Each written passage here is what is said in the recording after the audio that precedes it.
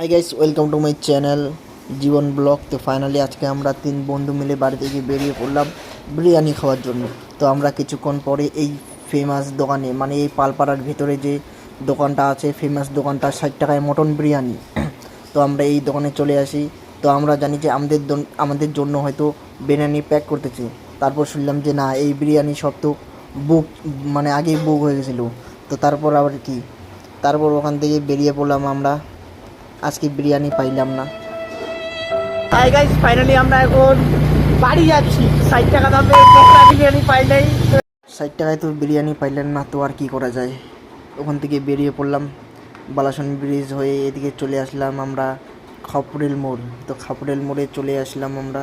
খাপুরেল মোড়ে চলে আসার পর হসপিটাল মোড়ের একটু আগে যে দোকানটা আছে হানি ফাস্ট ফুড, তো আমরা এই দোকানে চলে আসলাম। এই দোকানে চলে আসার পর 3টা বিরিয়ানি অর্ডার দিয়ে দিলাম।